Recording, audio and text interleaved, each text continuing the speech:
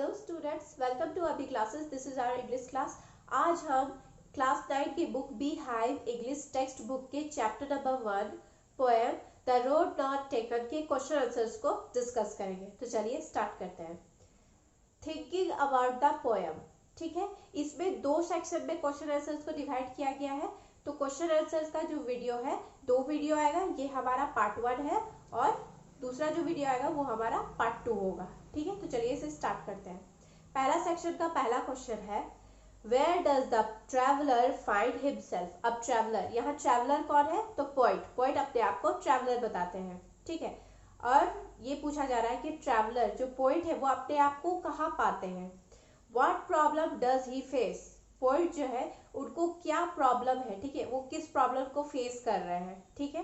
तो इसका आंसर है The traveler finds himself at a point where two roads diverge in a yellow wood. अब traveller जो है पॉइंट है, वो किसी एक रास्ते पे चलते आ रहे थे।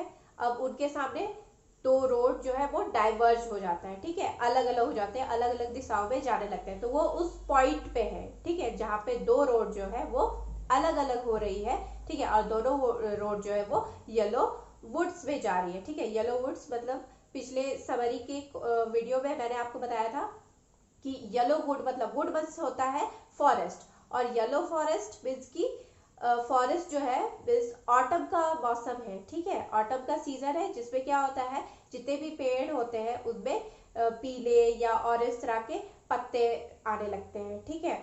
और इसीलिए सारे पेड़ में ऑरेंज और पीले कलर के पत्ते हैं, ठीक है। इसीलिए वो फॉरेस्ट जो है वो दूर से देखने में येलो लगता है, ठीक है।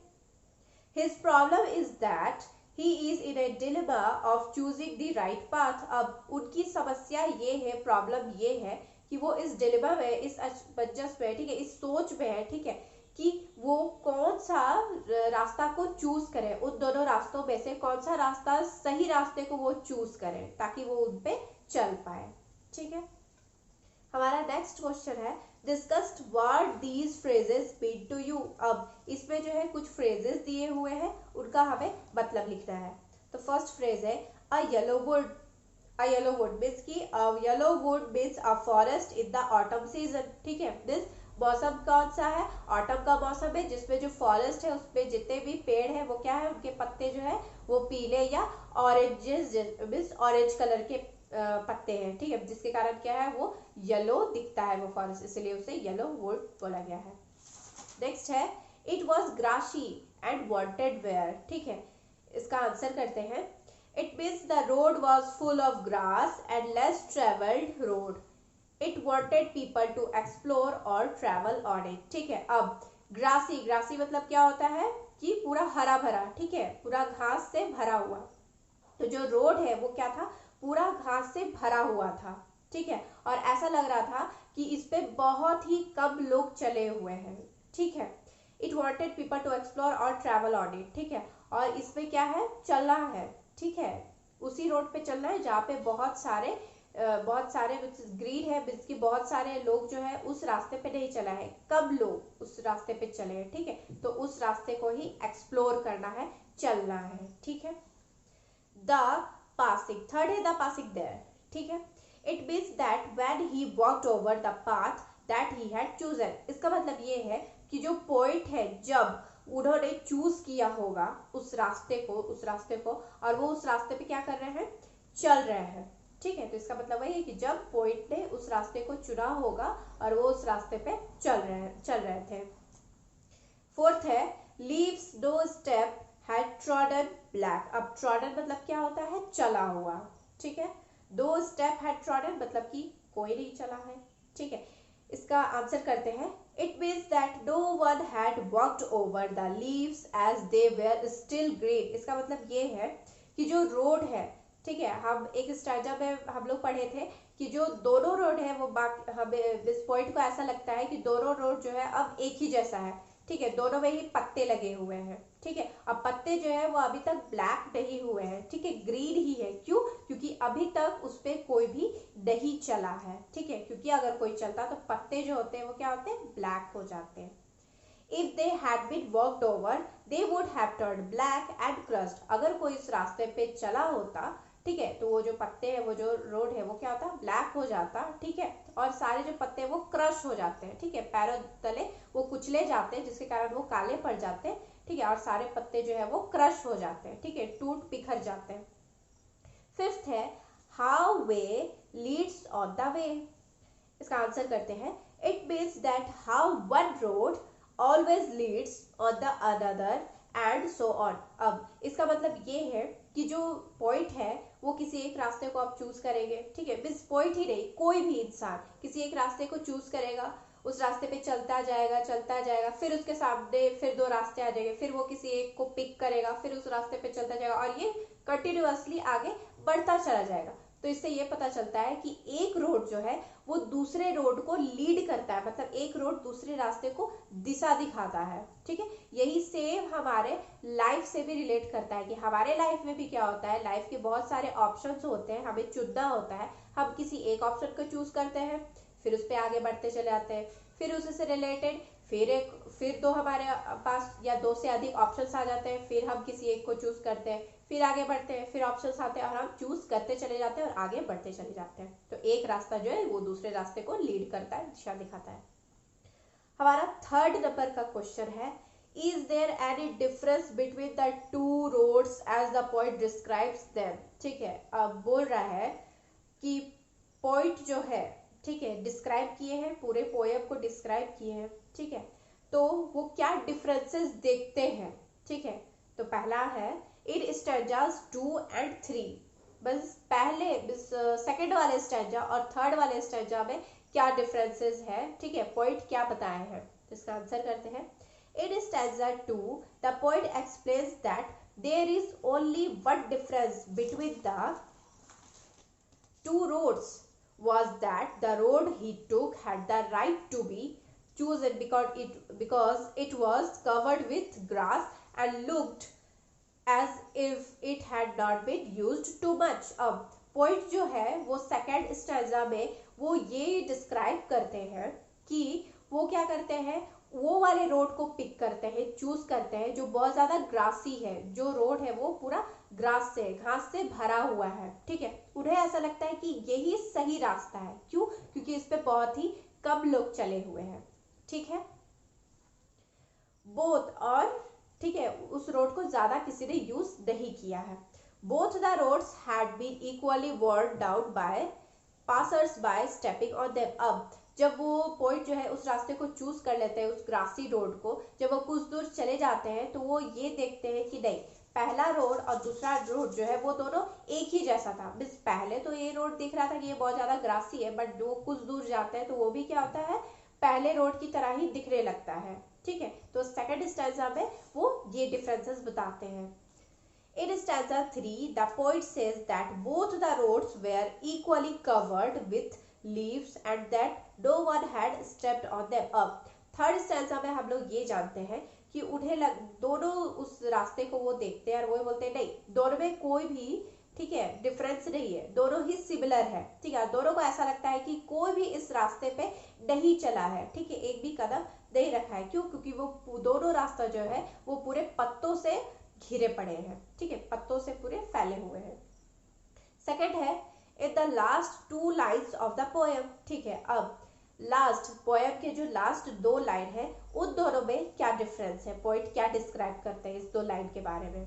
तो इसका आंसर करते हैं, in the last two lines of the poem the poet said that there is a difference between the two roads because the road he chose for was less traveled by other people and made all the difference to his journey। अब last to stanza में last जो stanza था उसमें वो ये बताते हैं कि वो फ्यूचर में बताएंगे, ठीक है, बताएंगे, ठीक है, कि वो कैसे उनके सामने दो रोड आ गए थे, ठीक है, दोनों अलग अलग दिशाओं में जा रहे थे, ठीक है, और वो किसी एक को पिक किए थे, जो कि कौन सा वो पिक किए थे, जिसपे जो बहुत ज्यादा ग्रासी था, जिसपे बहुत ही कम लोग चले हुए थे, ठीक है। और उस रास्ते को चूज करने के बाद ही आज वो इस मुकाम पे है, मींस वो आज पॉइंट बने हैं, इतने महान, ठीक है, इतने फेमस पॉइंट बन पाए हैं। अगर वो उस रास्ते को चूज नहीं किए होते तो शायद वो आज ये ना होते, लेकिन उन्होंने वो रास्ता चूज किया था, इसीलिए आज वो इतने बड़े महान पॉइंट बन पाए हैं,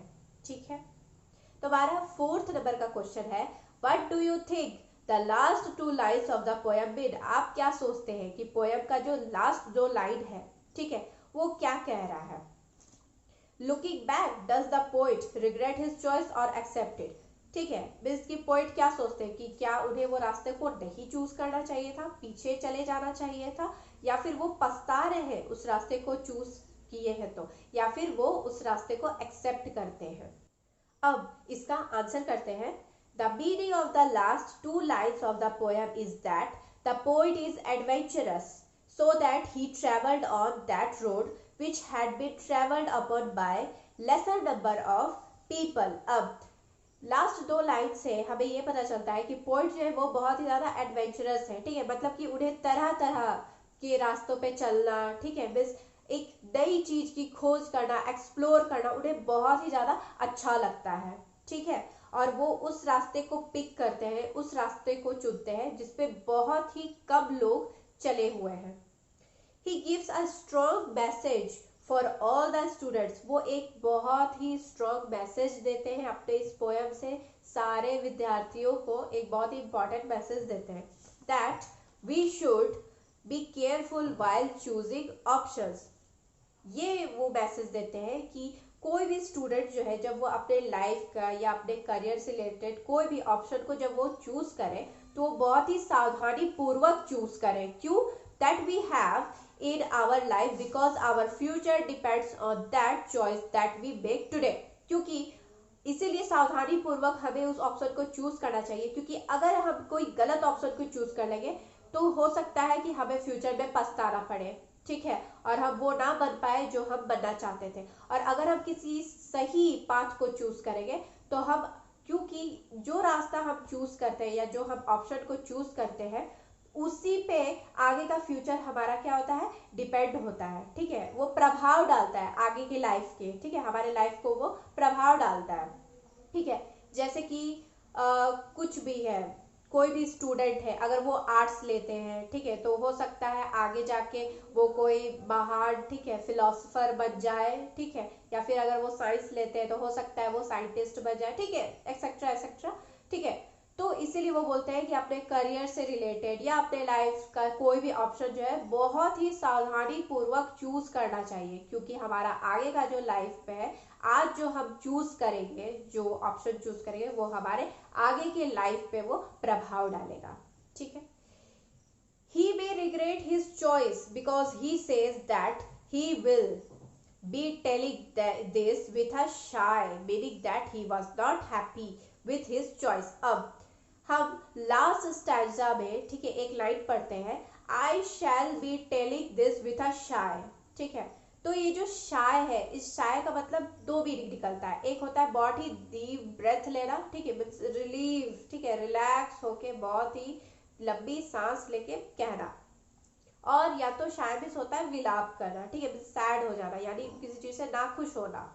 ही मे रिग्रेट हिज चॉइस मीन्स हो सकता है पोइट जो है वो जो दूसरा रास्ता वो चूज किए थे, हो सकता है वो आज पछता रहे हैं, ठीक है, कि शायद उन्हें वो पहला वाला रास्ता चूज कर लेना चाहिए था, ठीक है, और आज जो उन्होंने वो रास्ता उस समय चूज किया था शायद वो उससे हैप्पी नहीं है। बट दूसरी तरफ on the other hand it could be a sigh of relief. हो सकता है ये जो साई है वो डीप ब्रेथ हो, ठीक है, किसका, रिलीफ का, ठीक है, रिलैक्स होगा, रिलैक्सेशन का, ठीक है, कि वो बहुत ही वो खुश है और लंबी सांस लेके वो कह रहे हैं। The poet is relieved that he picked the right path to step on and that may have led to his destiny।